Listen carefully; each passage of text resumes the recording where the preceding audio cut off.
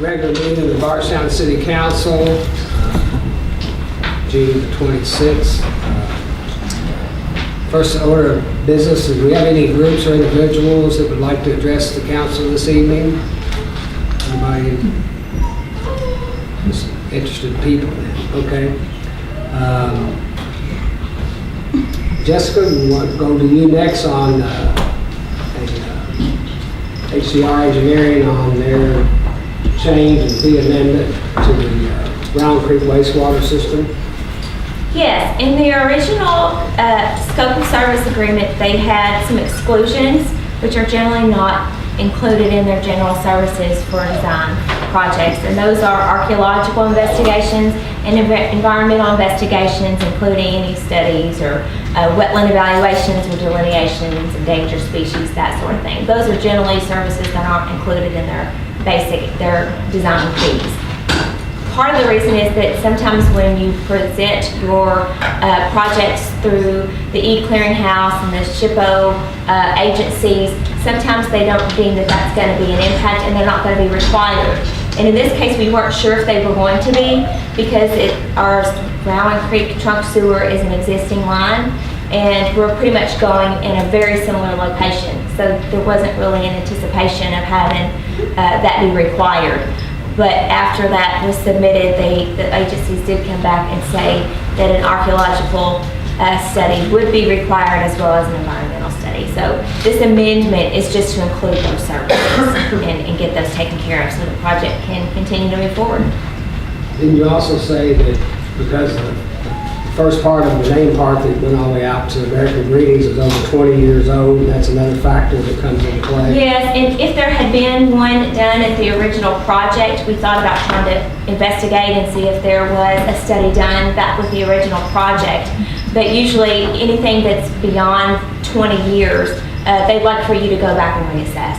So obviously for an environmental impact, things can change with that regard in 20 years. So it made sense to wait and get the verdict, and now we know that we need to do that, and would like for the council to authorize the mayor to sign the amendment number 1 to get these services taken care of.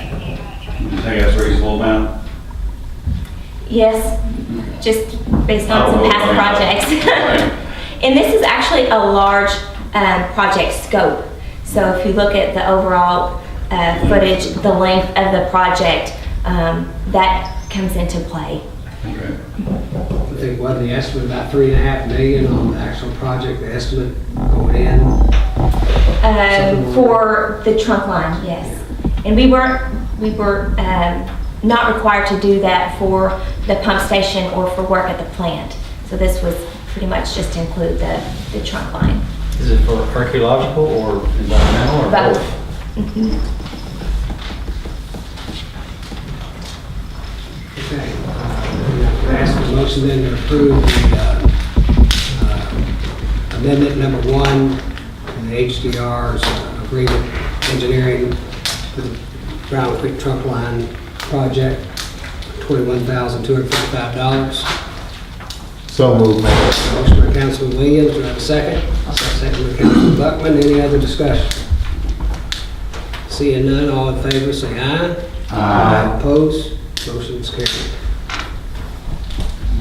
Chief, I saw you hand off the newest member of our fire department. We need him I back. was going to move you up on the agenda. I think everybody's ours. The next bit of the agenda is going to take a while. Yes. Certificates of appropriateness in the Historic Review Board. So I think I counted up, we have 29 COAs on 16 different projects to go through tonight. So, Tim? Going through the recommendations on Yes, and there's no, I'm pleased to announce there's no recusals tonight, which is, given this number, is significant. I'm just going to read the ones that were approved or approved with conditions and not the ones that were tabled or denied. COA 1854, Joan Harden, applicant owner requests to paint the front door at 111 North 1st Street. Recommendation approval for the proposed paint colors. COA 1871 Franklin Hibbs, applicant owner requests to remove 2 trees at 216 North 4th Street. Recommendation approval to remove the trees with the following conditions. The trees have significant insect damage. The ground around the trees is making the trees insecure, and there are power lines running through the trees which allow them to meet the criteria for removal as stated in LA 7. Applicants will replace the trees, and the final approval for those trees will be submitted to the preservation coordinator. COA 18-72, Daniel Linebaugh House LLC, applicant owner requests to install railings at 205 East Stephen Foster Avenue. Recommendation approval to install the railings with the following conditions. Conditions: the railing to be installed will be black aluminum railing of Chatham design with square balusters. The railings are to be installed at the front, side, and rear entrances with the placement and attachment methods to be approved by the preservation coordinator. COA 18-100, Phyllis Bowling, applicant owner, requests to add a handrail at 309 North 5th Street. Recommendation, approval to install the proposed handrail. COA 18-73, Paradise Pools, applicant Drew Colsbean, owner, requests to install an in-ground pool at 216 West Flagey. Recommendation, approval to install the proposed pool at the location with the location specified with the following conditions. Conditions: the stamped concrete around the pool and the material used around the pool will be approved by the preservation coordinator. COA 1874, Carrie Signs, applicant Brown and Cheek Inc., owner, requests to install a sign at 442 East Stephen Foster Avenue. Recommendation, approval to install the proposed sign. COA 1851 Polly Hall, applicant owner, requests to remove a tree at 318 North 2nd Street. Recommendation, approval to remove the proposed tree with the following conditions. Conditions: if the tree has been replaced, it has to be replaced. The tree to replace the river birch must be staff approved by the preservation coordinator. COA 1869, Damir Shriek. Thank you, Mayor. Applicant owner requests to add a deck at 120 North 3rd Street. Recommendation, approval for the proposed deck with the following conditions. Conditions: the canopy cover must be staff approved. That's number 1. Number 2, all fans and lighting fixtures must receive staff approval. 3, wooden stairs will be presented in the application in the picture, and the railings will be what is presented in the application. 4, the railings for the deck will be the black metal railings that were presented in the application. 5, the only paint colors approved for this project are the samples 1 and 2 in the application. 6, the floor will either be wood stained as presented or Trex in the color presented in the application. The final decision must be presented to the preservation coordinator for approval. 7, any alterations as approved to the site plan from Nelson County Planning and Zoning will return for staff or HRB approval. COA 1875, Troy Dennison, applicant owner, requests to install signage at 112 North 3rd Street.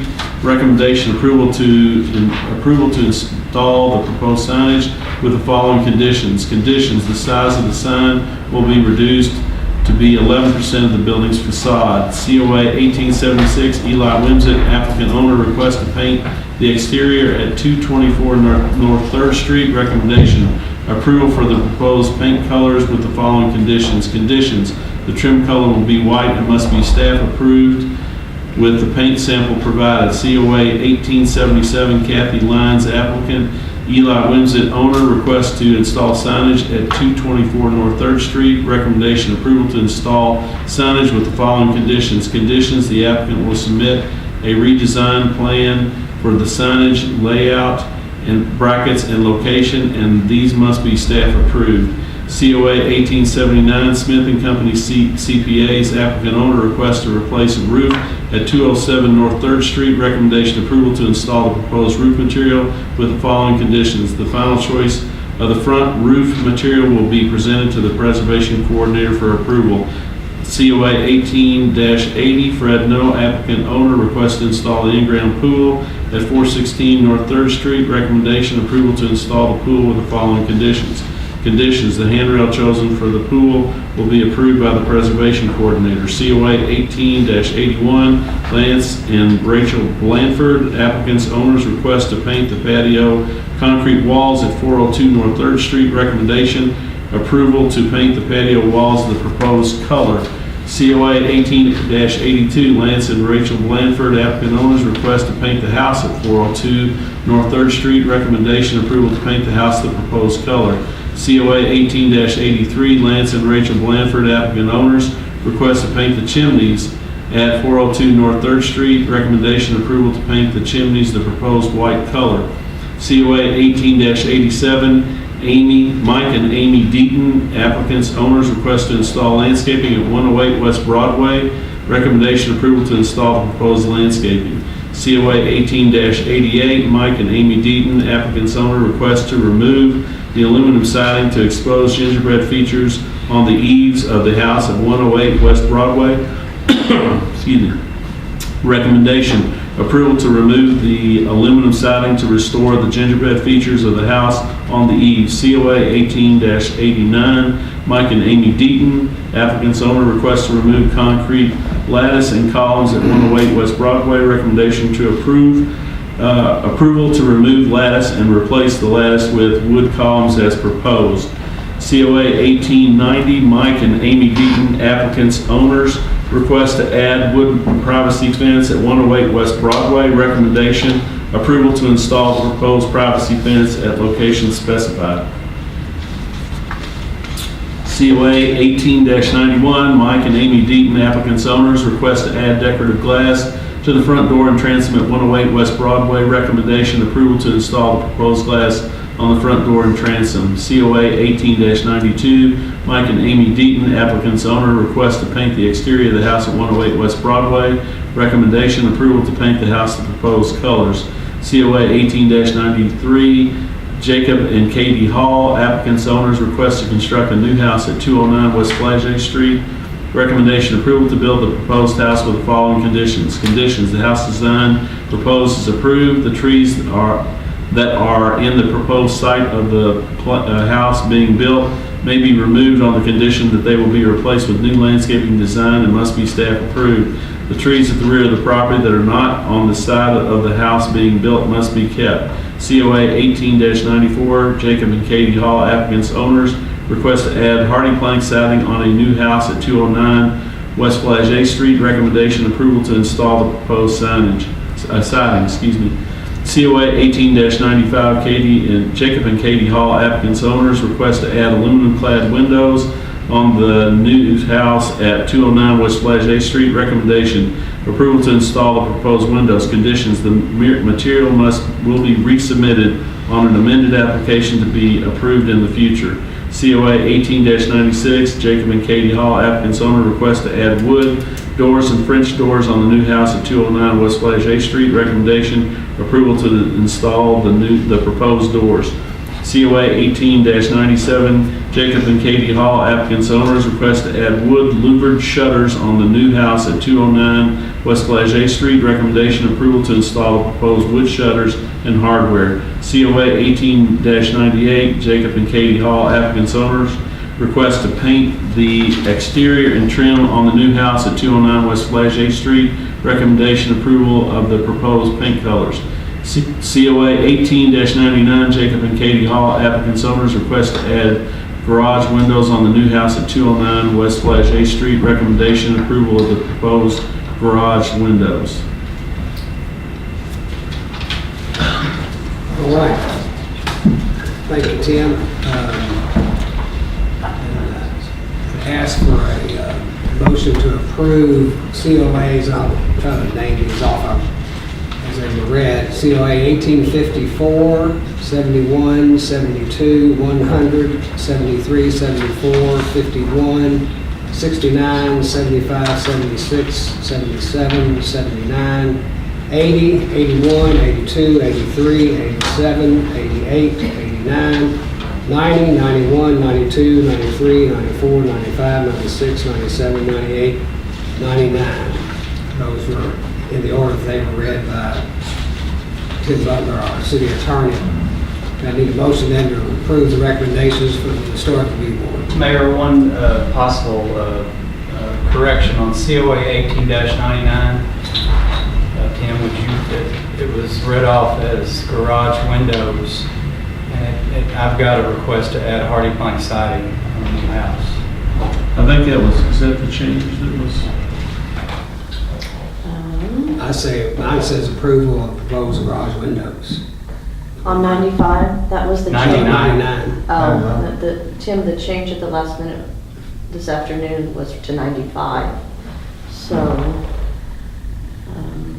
Which was what? 90, That was aluminum clad windows on 95. yeah. It was stated And the garage recommendations windows on had been 99. missing. So, 99.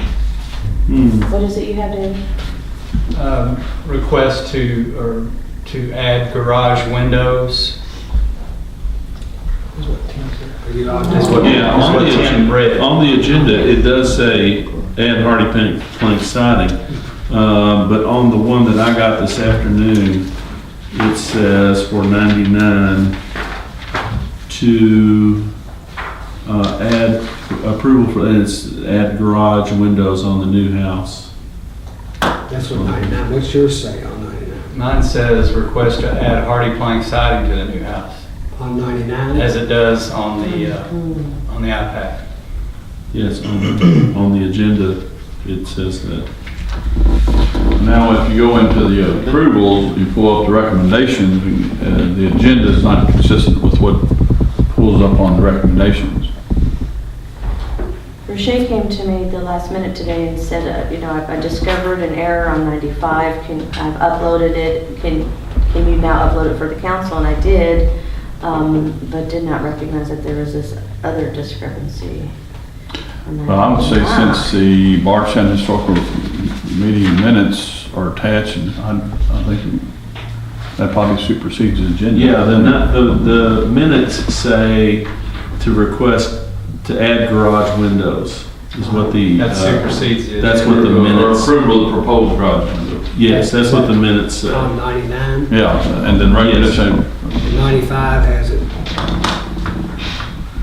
And 95 is still aluminum clad windows, as stated before. I would think we'd have to go by the board's minutes, and they'd Yes, have to correct their minutes for us to do anything different. Maybe we need to go by the minutes. Right, and that's the Yeah. garage I mean, windows. I'm just saying maybe that was the intent. Yeah, Anyway, yeah, I would say. well, I would say approval as read, and then if there's something that they need to address, they can address it at their next meeting.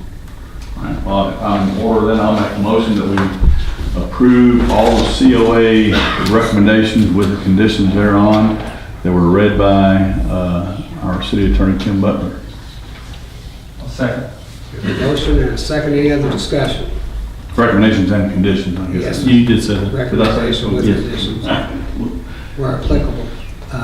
Do we have a motion and a second, any other discussion? All in favor, signify by saying aye. Aye. Opposed? I think it goes without saying that the demand for property in the historic district probably is at an all-time high, and the return on investment for people that are choosing to invest, whether it's for a business purpose or residential purposes, also proven to be very high return on investment. People are really in high demand to find properties down there, so it's great that, we're getting a lot of owner-occupied properties within the historic district, and new businesses opening up practically every month, so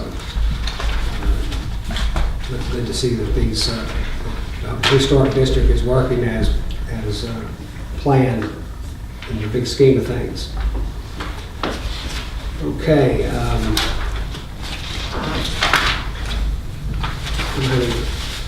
Next item of business, is review of our minutes, June the 12th. If there's no additions or corrections,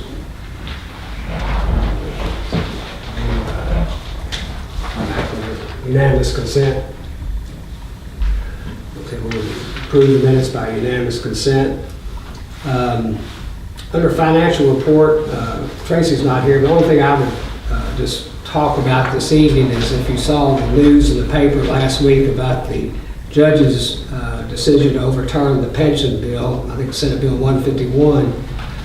There was some discussion today from the Kentucky League of Cities and CACO, the County Association, or Kentucky Association of County, and the CERS as it pertains to school districts that the judge's decision did not overturn the phase-in part of that bill that was gave us a phase-in instead of a one-time 50% increase on our pension requirement. So information that we've gotten so far from Kentucky League of Cities is sort of wait and see at this point. Some of the legislators think that it could affect, the phase-in could be affected by the judge's decisions. Others are saying that it wasn't involved in the lawsuit, therefore it will stand as passed in the last session. So that would be a good thing for this city as well as all other cities and county governments that we have a phase-in and we're not faced with a 50% one-time increase this year. So stay tuned, but at least at this point, we're still where we were when we passed the budget and where we are at this point on our budget. The next item of business is first reading for fees for public safety services, and I know that the safety committee addressed this at their last meeting. Of course, the minutes for June 14th are here, but I'd ask Chief Madeline to give us some background, or do we need to introduce it first? Well, probably ought to have it introduced first and then. Get someone from the public safety committee to introduce B 2013. Yes, Your Honor, I guess since I'm chairman, I'll introduce ordinance number B 2018 number to be assigned, fees for public safety services. And that's to be read.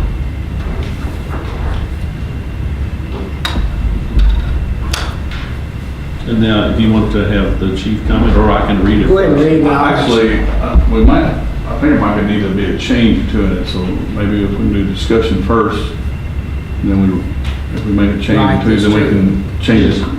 Okay. Then we can read it with question, or it needs to be changed or something I don't understand. Okay. Chief, you want to give us some background on this first then? Yes, sir, I can. There's actually two parts to this. The first part, we're dealing with city ordinance, I guess 3626 was passed in, looks like 2014, where under certain type of runs, the fire department can actually bill for their services. I don't know how they come up with these fees, but we contacted a cost recovery company and have been working with them, and the fees that you have in front of you, I know are a lot higher, but those are the national set standard fees from the insurance companies. Under this cost recovery, anyone that lives in Nelson County or owns property in Nelson County will not be billed for anything. If you're outside of Nelson County, for instance, you have a wreck and we're on the scene and we provide medical care to you, do a mitigation cleanup and so forth, your insurance company will be billed. That individual will not be billed. It goes straight to their auto insurance. And then there's two ways we can do it. If the auto insurance company says, no, we're not paying it, we can drop it. Or if we want to pursue it more, then we can do that. This recovery company charges 20% of what they do bring in, only what they bring in. So if they bill 10 people and 9 of them don't pay, we're still only charged for that one. Although they do say that their cost recovery is opposite. They get about 8% back from what they bill. This is a process that is starting to become real popular. This company that we're asking to go with currently have 19 clients in the state of Kentucky. It's 19 fire departments. And out of 41 states, they have a total of 950 fire departments that are doing this. Now, the only thing that like I said, if you lived in Nelson County or own property in Nelson County, you won't be charged for anything. But a hazmat situation is a little bit different. Say we have company XYZ and their trucking some type of chemical through town and they overturn and spills, it's in the sewers and so forth like that, that falls under a federal act where we can charge for a hazmat on that. So that would be a little bit different than just a normal, what we're charging for or what we ask to charge for. And then the second part of this would be the false alarm fees. Currently, there's an ordinance that you're allowed 2 runs per year to have a false alarm. That's excluding any type of Mother Nature incident or something like that, or the chief has the discretion to even say, no, we're not going to charge you for that. But that fee is $250 after two fire runs to your business or your house. So this company would also be able to bill that if we wanted to do that. Chief, those fees are already in place, though. You would just be, There are fees in place. We're asking to also change the price of the fees and stuff. okay, on the false alarms? No, the false alarm fees would remain the False same. alarm, okay, yes, that's what else. You just wanted to use that same company to. Correct, to do both buildings, yeah. The false alarm fees, they tried doing it in-house, and the firefighters said it's just kind of hard to keep up with, so they turned it over to Tracy. Tracy and them tried doing some of it, and she said they were having problems with it and stuff. I did talk to him, and he said that false alarm fees generated about $5,000 a year, just that. But like I said, that's an option if we wanted to go with false alarm fees, continue doing it, or if we want to drop it completely. It's your That's really not part of the ordinance, that would be a contract. Yeah, the contracting with that company would be like something the executive authority could do. And, mostly, it's big claims against, a lot of this is car cleanup and things like that. So mostly it's gonna be, or almost all of it's gonna be claims against the insurance company. And the city personnel really to be able to deal with the insurance company and chase it down and find out who they are and who you need to talk to. It's, takes a lot of work to do that and some expertise. So right now, our collection ratio because of that is almost nothing. I Doesn't think. exist. Pretty much nothing. So the committee agreed with the chief and thought that, the 80%, 80% of something's better than zero of whatever, on a collection. Plus, for 20% for somebody to deal with chasing down the insurance companies and finding out where he is and rebilling and following up on this, I think it's a good option for us. At least we'll be getting 80% of what we're charging. Again, that would be a contract thing where they would collect these new fees or these updated fees, I guess not really new fees, and the false alarm fees. Now, the only other question I got back and talked about on the committee is that section E about the exclusion. As I'm reading it now, it says citizens that reside in Bardstown and Bardstown, Nelson County shall be exempt from the user fees. Yeah, I think that within the brackets, that Bardstown is supposed to be struck. Okay. Yes. Bardstown and Nelson Because County. originally, of course, it was Bardstown and the Bardstown, Nelson County volunteer, Yes, which is not all of the county. not all the counties. It's, Rolling Fork would have been charged. Rolling Fork, yeah. Northeast Nelson would have been charged. Boston. And do we have mutual aid agreements with all those fire departments? We do. Okay, and that was the idea. We ought to exclude whoever we have a mutual aid agreement. We shouldn't be charging their customers something where we have agreed to furnish the service. And I think that And they're also doing the same thing for us. the discussion that I recall was, there was some talk also that we have people, the Nelson County residents are the ones that are, the ones outside of the corporate limits. Some of those people are paying occupational tax, so this is a benefit they would get from the occupational tax, whereas people outside the county are typically, may not be paying occupational tax, definitely not paying property tax. And so this would compensate, they would be paying for services that they're not paying for currently through the tax system. I believe we had that discussion. And the chief mentioned about, the reside or own property, so I guess we need to add own property in there if that's what we want to do. Which Yeah, it is is. that reference to? That's E, Yeah, reside in, reside or own property in or own property would be added. I guess the idea there is that if you own property, you pay property taxes, and property taxes support the fire department.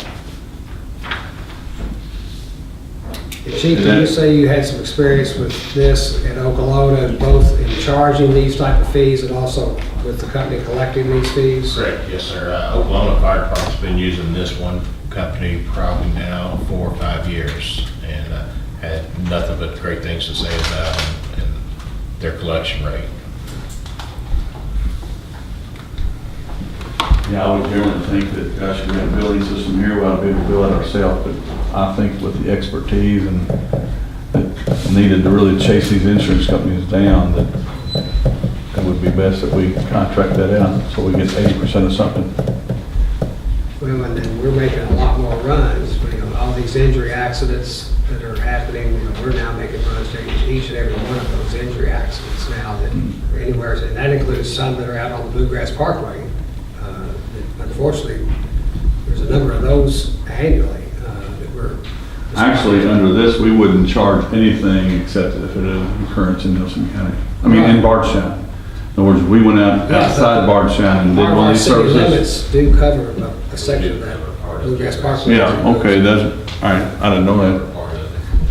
The park, basically, from Woodlawn Road to Parkway Drive, that little section there. Okay. Woodlawn Road to 150, that little section through there is part of our police and fire protection area. And we didn't think we could charge for things outside the city, since that would be either those fire departments' jurisdiction to charge it. We're just agreeing to mutual aid like they would do for us. The only thing we would charge outside of our area on mutual aid would be a level 3 hazmat. And that, like I said, that falls under a different category completely. All right, so Can I get one clarification? On the false alarm, would that include, like, say if you had an apartment complex, is that one address or each unit in there an address? Each unit would have to be a separate one, so say you had apartment A's alarm went off at 4 o'clock, apartment D went off tonight at 10 o'clock, that doesn't count as 2 runs for that place. and the ordinance is not even changing anything on that, where he's just asking that we use Right, I this just company wanted to let, yeah. Okay, And I'm ready to read, Mayor, with that change that Councilman Kelly suggested, if that's okay. ordinance B 2018, if you want to read. Yes, sir. Ordinance number B, 2018, fees for public safety services. An ordinance amending and adopting as amended an ordinance relating to Chapter 36, Departments of the City of Bardstown's Code of Ordinances. The City Council of the City of Bardstown, Kentucky does hereby ordain as follows, that the amendments may be made to Chapter 36, Departments, Section 36.26, user fees for the deployment of public safety services of the City of Bardstown's Code of Ordinances as follows. Section 36.26, user fees for the deployment of public safety services. Subsection A, the City of Bardstown's Fire Department shall establish fees for the delivery of fire department services, personnel, supplies, and equipment to the scene. The rate of the user fee shall be that which is at usual, customary, and reasonable cost, which includes any services, personnel, supplies, and equipment, and may fluctuate based on the needs of the incident. Add, the type and extent of service billed for, and as listed below, shall be defined in the Bardstown Fire Department's standard operating procedures. Subsection E, citizens that reside in, strike the, Bardstown, strike city limits. Wait a minute, now here's where the addition is. Citizens that reside or own property, add or own property, strike in, strike the, Bardstown, strike city limits, and strike the Bardstown, Nelson County, strike volunteer fire department service areas, in strike, shall be exempt from any user fees.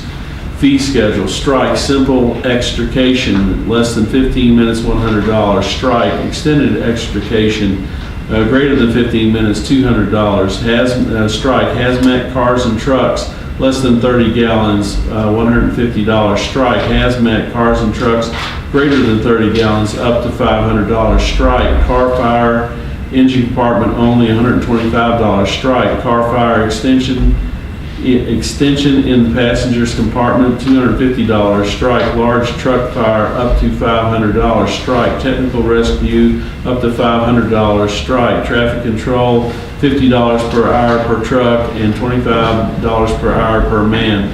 Strike. Itemized expendable items, actual cost. Add motor vehicle incidents level 1. This is all additions until I say end additions. Motor vehicle incidents level 1, $554. Level 2, $677. Add-on services, extrication, $1,461. Creating a landing zone, $488. Additional time on the scene. Engine build at $488 per hour. Truck build at $560 per hour. Miscellaneous equipment build at $366. Hazmat, level 1, $784. Level 2, $2,800. Level 3, $6,608. $6,608. Includes 3 hours on scene time, each additional hour at $336 per hazmat team. Additional time on scene for all levels of service. Engine build at $488 per hour. Truck build at $560 per hour. Miscellaneous equipment build at $336. Fire investigation team, $308 per hour. Technical rescues includes trench rescue, confined space rescue, rope rescue, and structural collapse rescues. Itemized response, each incident will be billed with custom mitigation rates deemed usual, customary, and reasonable UCR. These incidents will be billed and itemized per apparatus per hour, per trained rescue person per hour, plus rescue products used. Minimum billed $448 for the first rescue response vehicle, plus $56 per rescue person. Additional rates $448 per hour per response vehicle and $56 per hour per rescue person. Miscellaneous, additional time on scene. Engine billed at $448 per hour. Truck billed at $560 per hour. Miscellaneous equipment billed at $336 in the additions. User fees shall be paid within 60 days of the invoice date. Any person violating the provisions of this section will be fined a sum not exceeding $500. All ordinances in conflict herewith are hereby repealed to the extent of such conflict. This ordinance shall take effect and be in full force immediately upon its passage, approval, and publication as required by law. Okay. This is just the first reading, so we don't need to take a vote. Chief, I think you and I discussed earlier today that these fees were based on, I think, a recommendation from what was the Insurance corporate or whatever the conglomerate of all insurance companies are. these were fees that were recommended to us, not something we just made up on the fly. They were standard fees that were within the industry. Okay. Under item B under ordinances, we have the second reading, B 2018-13 is our annual budget. Need a second reading then, Tim? Yep, this is Act 3 of the Tim Butler Show. B 2018-13 annual budget for fiscal year 2019. An ordinance adopting the City of Bardstown, Kentucky's annual budget for fiscal year July 1st, 2018 through June 30th, 2019, estimating revenues and resources and appropriating funds for the operation of the city government. Whereas an annual budget proposed and message has been prepared and delivered to the City Council, and whereas the City Council has received the budget proposal and made desired modifications, now therefore be it ordained by the City of Bardstown, Commonwealth of Kentucky, Section 1, that the annual budget for fiscal year beginning July 1st, 2018 and ending June 30th, 2019 is hereby adopted as follows. And City of Bardstown, summary of operating budget fiscal year 2019. General fund, administration, revenues $37,500, expenses $597,783, for a total of $560,283 revenue under expenditures. Police, revenues $195,000, expenses $3,120,800, $2,925,800 revenue under expenditures. Recreation, $141,000 in revenues, $547,350 in expenses, $406,350 revenue under expenses. Pool, $54,000 in revenue, expenses $75,000, $21,000 revenue under expenditures. Fire, $354,000 in revenues, expenses in the amount of $2,215,130, $1,861,130 revenue under expenditures. Quebec, $61,000 in revenues, expenditures $95,050, $34,050 revenue under expenditures. Finance, $7,638,000 in revenues, expenses $691,020, $6,946,980 revenue over expenses. Street, $555,050 in revenues, $1,570,900 in expenses, $1,015,850 revenue under expenditures. General fund budget, $9,035,550 revenues, expenses $8,913,033 in expenses, $122,517 revenue over expenditures. Ending balance $122,517. Combined utilities funds, combined utilities prior year fund balance, electric $17,307,500 revenues, $16,927,600 in expenses, $379,900 revenue over expenditures. Water, $7,871,500 in revenues, $7,557,361 in expenses, $314,139 revenue over expenditures. Sewer, $11,060,500 in revenues, $11,032,158 in expenses, $28,342 revenue over expenditures.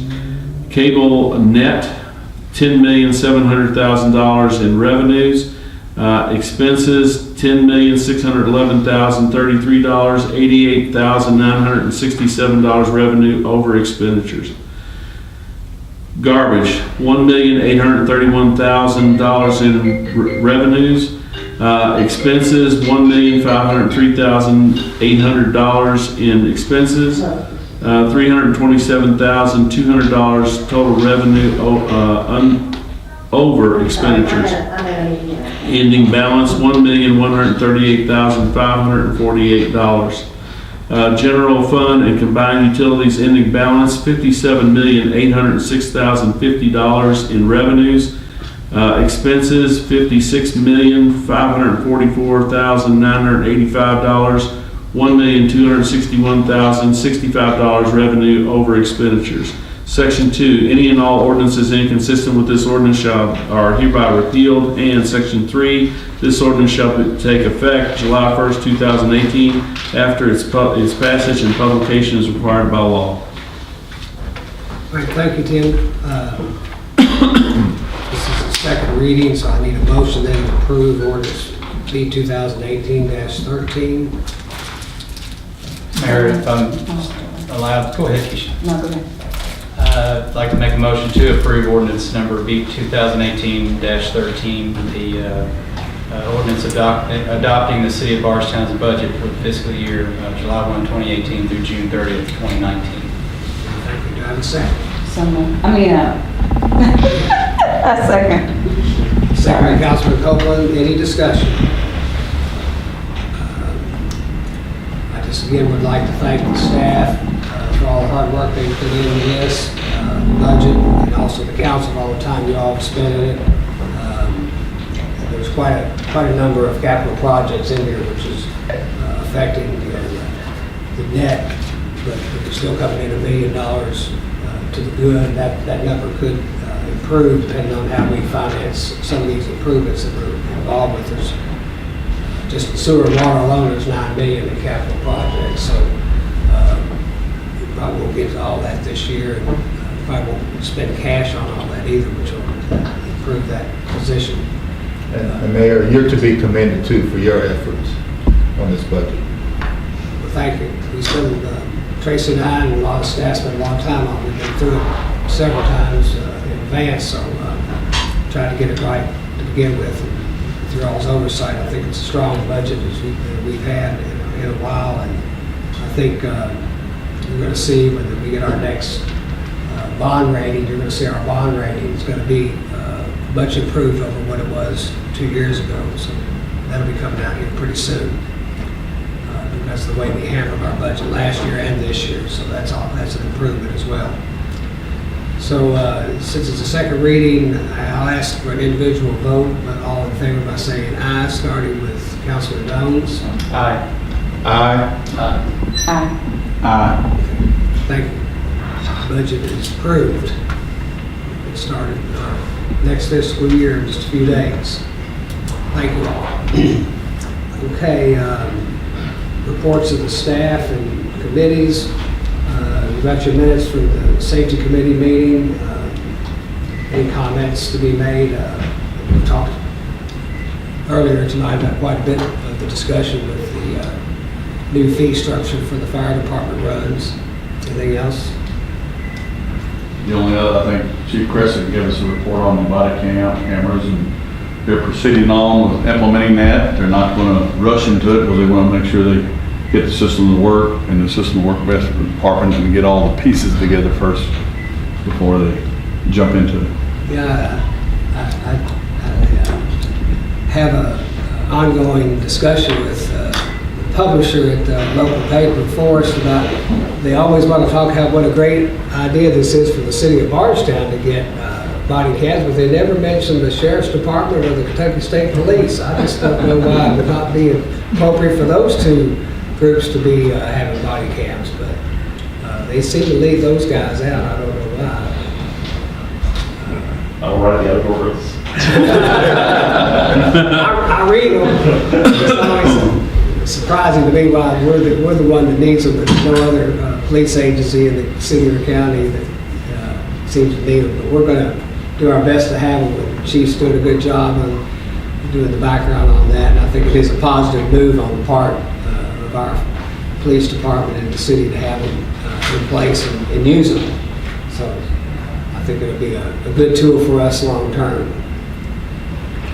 Mayor, with the committees, we had a recreation committee scheduled for Thursday that we have actually canceled. It's a busy time of the year for the rec department, and I talked to the rec director at length, and I asked him to send the committee members an email, which he did, outlining the progress we made and what we're doing. And he said if they felt like we needed to have a meeting, we could, but they've got to start kickball Thursday and some other things are going on. So this is a busy time of year, which is good.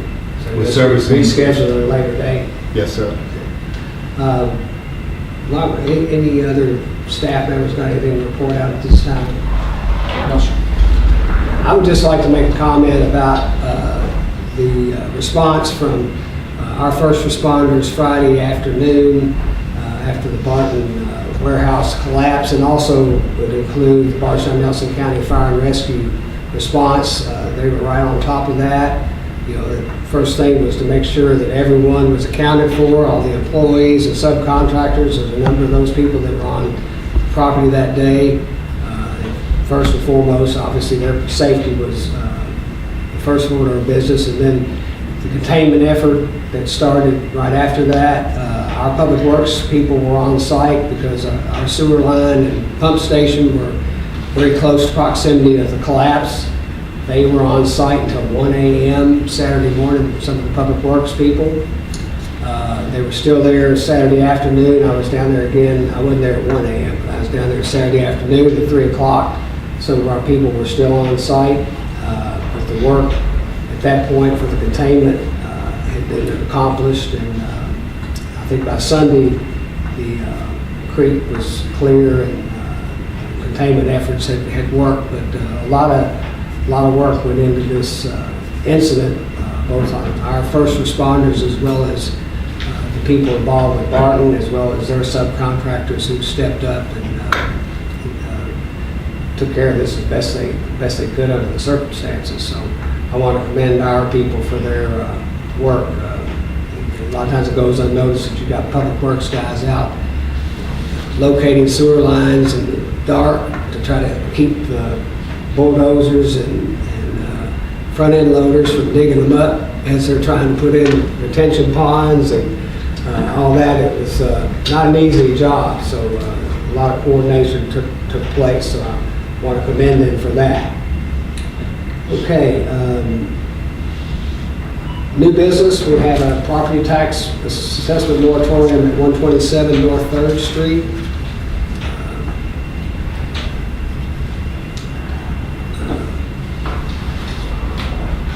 It's a request by Roger Carey for it's going to build a 21-room hotel downtown.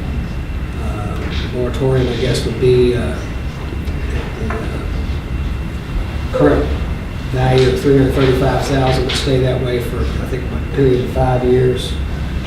Maybe longer than that. That's about Is it 5 or? 5. Yeah, that's what I thought. Same request was submitted to the fiscal court last week and approved, so he's going to invest $475,000 additional to that property for the creation of those rooms. So,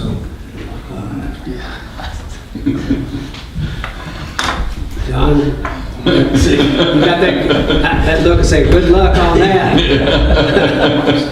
Well, that's what they've estimated at this point.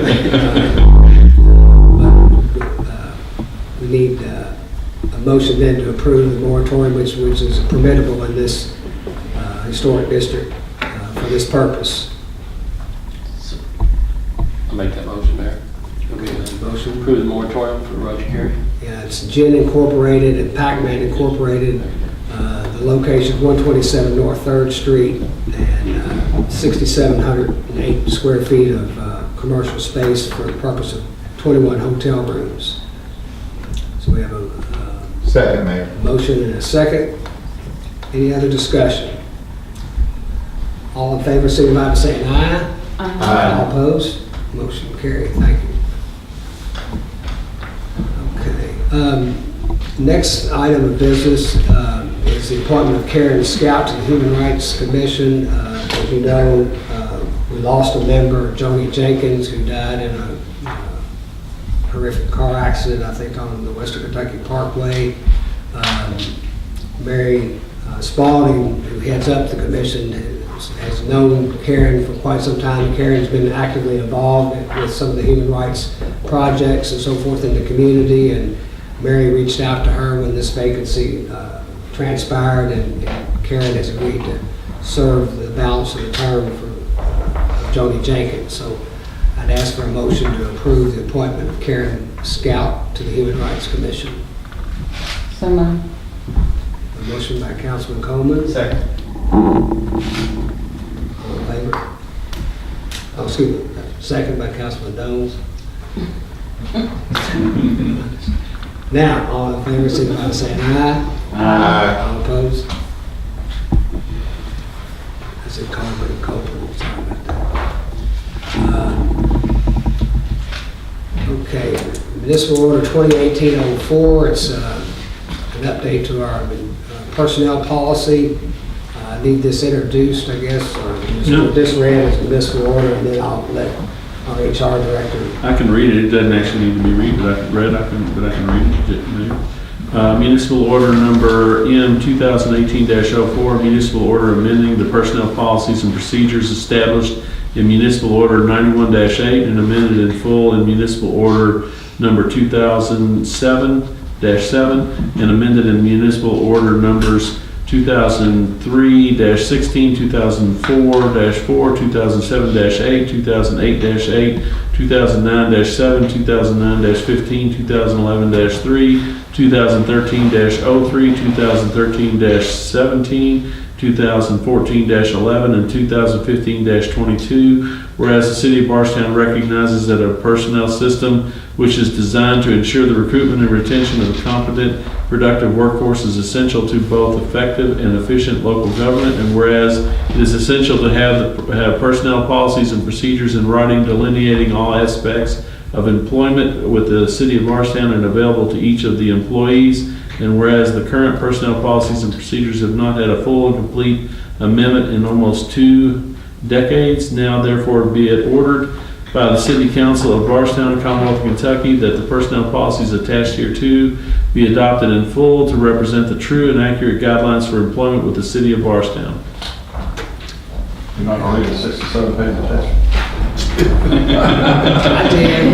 I did too. And then I had fun, Greg and I have had fun going through those 67 pages, but I would ask Greg Ashworth, our head of HR, to kind of give us a little bit of some background to this work. Yes, sir. Changes. When I took over as HR, one of the first things that I wanted to do was a complete overhaul of our personnel policies. I don't think we've had one. The last I can find is where they were adopted as a whole was 2000. So after receiving permission from the mayor, I contacted the league. Their personnel is 184 pages, their recommended manual. So I went through that manual policy by policy and matched it up with our policies. It was a lot of back and forth between the city and the league on, what ones we should adopt, what language should be in there. But we changed them. I think in the ones that I gave you, it shows in the notes. Some of the notes are, the more important ones, why they were changed, and those notes are, some came from the league and some are my own language. But after that, I gave it to Tim and the mayor for their approval. Of course, they went ahead and approved it, and now it comes to the council. I must say the highlights and the comments were very helpful to know what areas that were getting some changes made to them, and helped me a lot with some of my questions that I posed to Greg on those changes. But Yeah, it was a lot of work. Greg did a lot of good work on it. heck of a lot of work on this, but it was much needed. There's constant questions coming up, where as the city has grown over the last 20 years, the number of employees has grown, and the number of issues come up and so forth. So it's good to have these policies and procedures in place that we can refer to when that question does arise on activities or workplace incidents and so forth. So municipal order, I ask for a motion then to approve municipal order 2018-04 personnel policy manual updates. So moved, Mayor. A motion for approval, do I have a second? Second. A second. Any other discussion? Yeah. I got it. Go ahead. No, you go ahead. I meant to email you on this, but it was after hours. There's 2 typos in it out of 67 pages, which is great. Well, the mayor, interesting enough, the mayor found several. And Okay. what pages are they? And I'll Page change it. 22, 3C. 22, 3C, okay? The second last line, you got personal officer of all create a written reports, probably should be shall. Shall, that's right, okay, I'll change it. What's the next page? 41, 13E I got it. should not. Should have known. Solicitors, commercial, commerce. No, okay, I got it. I'll change it. And then on 45, I think this is the kind of the conflict section. You got 1A talks about elected officers. I know what you do. You kind of took a lot of the language out of our ethics ordinance and applied This that. ethics order, that's verbatim from the, I copied and pasted that. Right, but the elected officer shouldn't be part of the personnel policy. I guess what I'm saying, The prohibition. because we're excluded from it, but we are subject to the ethics ordinance.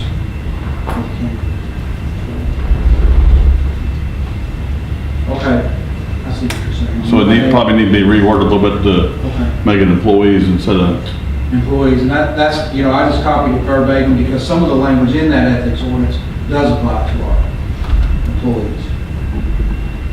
yes. Right, You're especially conflicts of interest and contracts. Right. Right. But like I said, a lot of times the policy doesn't apply to elected Elected officers. officers. Though we have the same provision in the ethics ordinance, it does apply to us, but I'll reword that for our employees. and I guess the only other question I see that in there, we're adding vacation time for part-time, and I think that's new, I guess, isn't it? No, currently they get vacation time, and Okay. it will just be switched to personal time. Okay. Vacation time, part-timers get X amount of hours a month, vacation time. If they don't use it within a year, it goes away. Personal time has no cap, so we're switching it to personal time so it can accumulate. Yeah. It won't go away. Well, what kind of part-time people do we have? I mean, because, if somebody just worked like 5 hours a week and 5 hours a month, and they get 5 hours of personal time on top of that, because there's no minimum, or I guess there's a maximum of $100 hours a month, but there's no Maximum minimum. 100. I don't know any that work just 5 hours a month. Most of our Along with part-time. CSR. Yeah, we've got part-time firefighters, we've got part-time CSRs. I don't know any of them that would work just that. That's just a question. And it's a good question, and it makes sense, but I don't know any currently that are just working. Is it mostly CSR then? It's CSRs, right, Part-time firefighters, just as an example, they're working 100 hours a month. right. So they wouldn't be part-time? They If they work more than 100 hours, they're full-time, Work up to right? 100 is the maximum. Okay, up to. 1,200 hours a year is part-time. And I think some of the CSRs are working a minimum of 20 hours a week. Okay. I don't know anybody that's working that many hours. But you see what I'm saying? I mean, if we had somebody that was working 5 or 10 hours a month, And they getting this 5 hours. didn't put any minimum on it, and then also it looked like, I didn't see in there where they got vacation or anything, so I thought it looked like a new thing, so I wasn't sure I'm just asking, I'm not saying it's wrong, right, or whatever, I'm just exploring the situation. But with CSR type people that work a substantial amount of time and everything, I don't have a problem with it.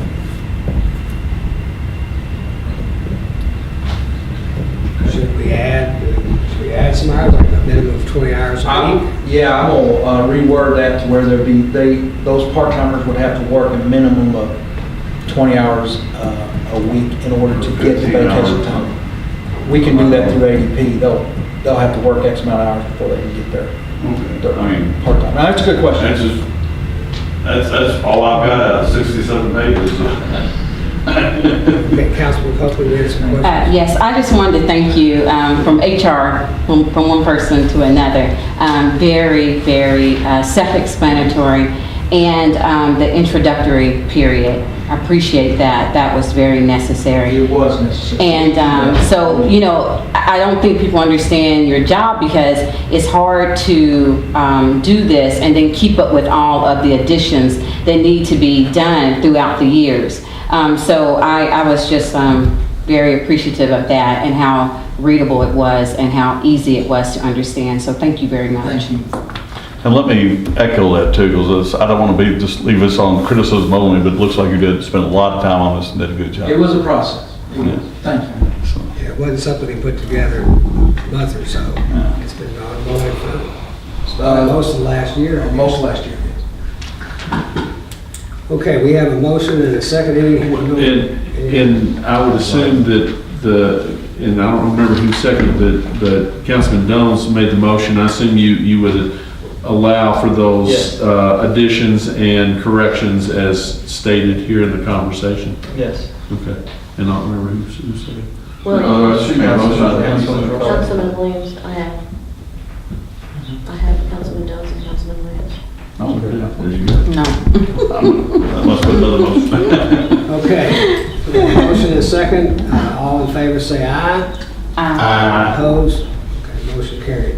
Good job again, Greg, on making sure this finally on paper and ordained to some degree. Next item, any council members have anything to bring before the council this evening? Any announcements or anything? Nothing. I would announce that mosquito spraying is going to start tomorrow, and it starts at dusk and goes to the early a.m. I think right now we're planning to have six sprays one starting tomorrow between now and September, and there might be one more added to that, just depending on how the season goes and how the mosquitoes act late into the fall. Oh, I had one thing, Mayor. The Kentucky League of Cities sent out an email about the conference that's going to be in September. Open registration is now.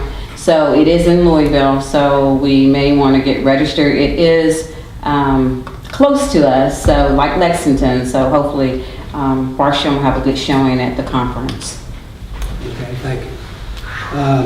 And then we're going to have a finance committee meeting tentatively right now, set for July 19th at 5 o'clock for those people that are on the finance committee meeting, and notified staff. The purpose of that is to start the discussions on how we will finance the improvements that we will be making for the fire department and at City Hall for the expansion of the cable electric department, and then also out at Public Works and the electric, the property that we acquired out there. We should have some updates to discuss, and then how we're going to pay for it is the main item of business to discuss at that meeting. So stay tuned. I'll just tentatively make it for July 19th at 5 o'clock, Finance Committee. Okay, anybody else have anything to add? All right, cemetery deeds, we have one for Barbara Edwards, one for Josiah Elias, and then Steve and Diane Leachman, one grave. Approve that by unanimous consent. Okay, our next scheduled meeting is for next Tuesday, which is July the 3rd. As big as this agenda was, I don't know that we got a whole lot left on the bone for next Tuesday, so I'm considering, unless anyone has an objection, that we'll cancel the work session on July the 3rd at 5 o'clock, unless anybody is highly objectionable to that decision. So, I think we've covered about everything that was of any major importance this evening. Maybe the They had budget. staff come in July 4th Eve. Yeah, and stay till 6 o'clock or whatever. So Thank you, Councilman. anyway, so we will cancel that, and our next meeting then will be July the 10th. So if nothing else, I'd ask for a motion then for adjournment. Make it quick. Yeah. I think everybody met our new ambassador a while ago and so forth. She's not only going to be an ambassador for the fire department, for the city. We've gotten a lot of great feedback about her already. Friday at 11 o'clock at the firehouse, we're going to have an official ceremony unveiling her and announcing her name and so forth. I'd like to invite all council members, if you're free, to come up. It won't last very long and so forth. We're glad to have you. Chief, what is her name? Or Just yeah. joking. I'll get No, you. that's And we did have one class from St. Joe was the winning name, and 2 classes from Bardstown was winning names. So we had 3 classes came up with the winning name. Chief, that was this Friday? This Friday, 11 o'clock. She's already made it. So it's gonna be school. She's already school.